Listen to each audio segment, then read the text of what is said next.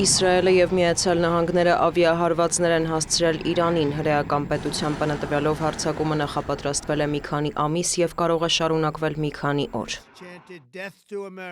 Ամերիկյան զինված ուժերը մասշտաբային ռազմական գործողություններ են սկսել Իրանում։ Մեր նպատակն է պաշտպանել ամերիկացի ժողովրդին, զորքերին, արտասահմանյան ռազմաբազաները եւ մեր դաշնակիցներին, վերացնելով իրանական ռեժիմից բխող սպառնալիքները։ Նրանք աջակցել են ահաբեկչությանը, մենք դա այլևս չենք հանդուրժելու։ Այդ ռեժիմը չի կարող միջուկային զենք ունենալ։ Ահա ինչու անցած տարի ոչնչացրինք Ֆորդոյում, Նաթանզում եւ Սպահանում նրանց միջուկային ծրագիրը, զգուշացրինք չվերսկսել միջուկային զենքի մշակումը եւ փորձեցինք գործարք կնքել։ Փոխարենը նրանք փորձեցին զարգացնել միջուկային եւ հրթիռային ծրագրերը։ Մենք ոչնչացնելու ենք նրանց հրթիռները, նավատորմը եւ հողին ենք հավասարեցնելու հրթիռային արդյունաբերությունը։ Հնարավոր է զոհեր ունենանք, բայց դա հաճախ պատահում է պատերազմի ժամանակ։ Բայց մենք սա անում ենք հանուն ապագայի։ Իսլամական հեղափոխության պահապանների կորպուսի անդամներին, զինված ուժերին եւ ոստիկանությանը հորդորում եմ վայր դնել զենքերը։ Դիմում եմ Իրանի հպարտ ժողովրդին, ձեր ազատության ժամը մոտ է։ Մնացեք ապաստարաններում, ամենուր ռումբեր են թափվելու։ Երբ ավարտենք, ձեր կառավարությունը ձերը կլինի։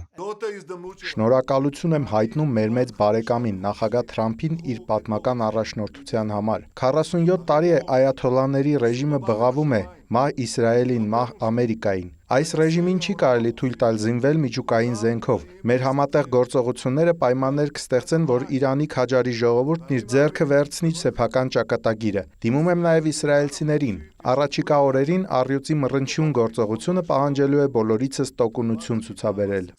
Առավոտից պայթյունները շարունակվում են Թեհրանի կենտրոնական եւ այլ հատվածներում, Սպահանում, Ղոմում, Թավրիզում, Շիրազում եւ այլ բնակավայրերում։ Հաղորդվում է մի քանի տասնյակ օբյեկտի խոցման մասին։ Ըստ իրանական ԶԼՄ-ների թիրախում են պետական, ռազմական եւ այլ կառույցների շենքերը, միջուկային կենտրոնները։ Հայտնի է քաղաքացիական զոհերի մասին։ Մինաբի տարական դպրոցի թիրախավորման հետևանքով մի քանի տասնյակ աշակերտ է զոհվել եւ վիրավորվել։ Հաղորդվում է բարձրաստիճան զինվորականների շրջանում կորուստների մասին։ Իրանի հոգեվոր առաջնորդ Ալի Խամենեին եւ նախագահ Մասուդ Փեզեշքյանը տեղափոխվել են անվտանգ վայր։ Տեղեկություններ կան, որ նրանց նստավայրերին հարվածներ են հասցվել։ Իրանի օդային տարածքը փակվել է։ Իսլամական Հանրապետությունն էլ մի քանի փուլով պատասխան հարվածներ է հասցրել Իսրայելին։ Պայթյուններ են որոտացել Թել Ավիվում եւ Հայֆա նավահանգստային քաղաքում։ Հաղորդվում է ավերածությունների մասին, հայտնի է առնվազն 1 վիրավորի մասին։ Հրեական պետության տարածքում արտակարգ դրություն է հայտարարվել։ Թեհրանից նախազգուշացրել են այնպիսի դաս են տալու Միացյալ Նահանգներին եւ Իսրայելին, ինչպիսին դեռ պատմությունը չի տեսել։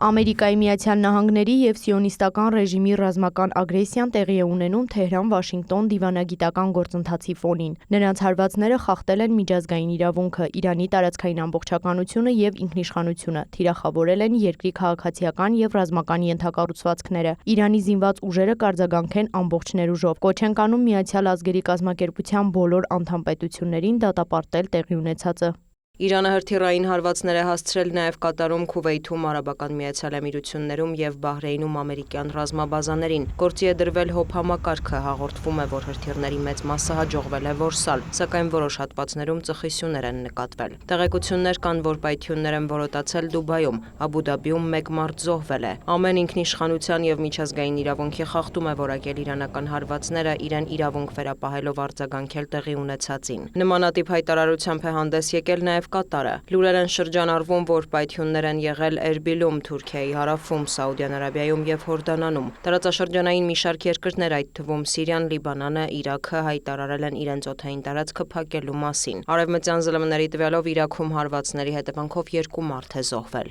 Եվրահանձնաժողովի նախագահը մտահոգություն է հայտնել Իրանում զարգացումների հետ կապված։ Ուրսուլա ֆոն դեր Լայենը տեղեկացրել է, որ կապ են պահում տարածաշրջանում գործընկերների հետ։